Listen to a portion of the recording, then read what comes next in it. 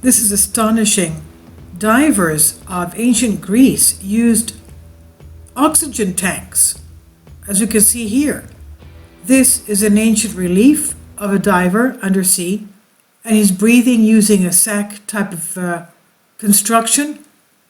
You can see the fish underneath him, the waves above him, and he's breathing with this use of this oxygen bottle. I'm translating from a Greek article by Diadrastika. Everyone knows that the oxygen tank used by divers to stay longer under the sea was basically invented around the 19th century by the French. But there were famous divers in antiquity as well, especially in ancient Greece. The most famous of all were the Rhodians, and the people from the island of Rhodes, and the people from the island of Evia, as well as more. In the picture here, we see a relief from the 8th to 7th century BC. It depicts an ancient Greek diver who's swimming deep under the water. He's under the anchor, as a matter of fact. We could see on the top left-hand side, which means that he is dressed in the uniform of a soldier of the Assyrian army. Apparently, a river runs through it, and its wave appears because the Assyrians did not go out to sea. But the highlight of the show is that he uses an air-inflated sheepskin. I guess it's like what you would see, for example, bagpipers. Even the ancient Greeks had bagpipes, and they still use them today. And they sound a little bit. They sound basically a little bit more squeakier than the bagpipes of the Scots. But it's inflated sheepskin, and as the earlier depiction shows, of a diver oxygen bottle. But the same bag has been used for thousands of years in the Aegean by the Greeks, in the island of Crete, which was a Phoenician civilization, and also in the north of Greece, in Macedonia and Thrace as well, and in areas of Crete, we said. As you see, they thought of filling a bag with air just to supply them with air. And it's not just the fact that they used it for swimming underwater, but also to play music with it. And they didn't think that this construction could provide them with air while they were diving at sea, on which their lives depended, of course. Maybe there is some sacred, secret relationship between a diver, a relationship we have not yet found. But anyway, after all, Homer, who wrote earlier in his play, mentions the use of sponges, which are not collected without scuba diving, and air supply. This is also mentioned by Plato.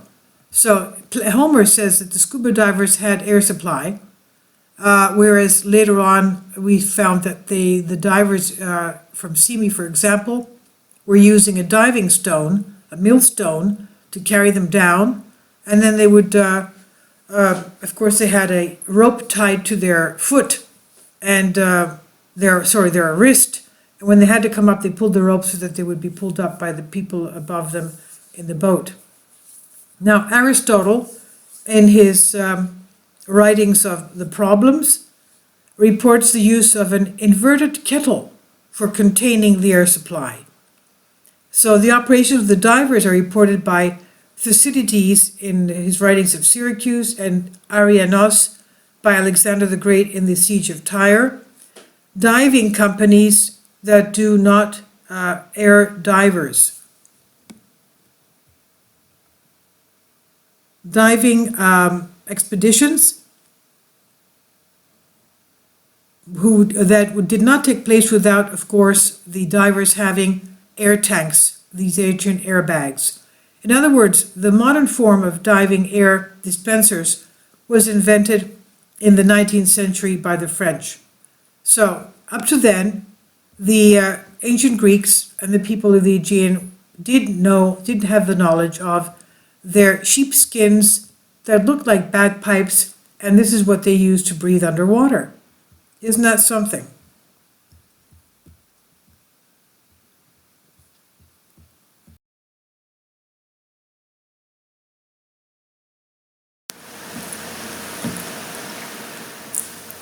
If you'd like to join me on my Patreon account, you will hear content not covered by mainstream media.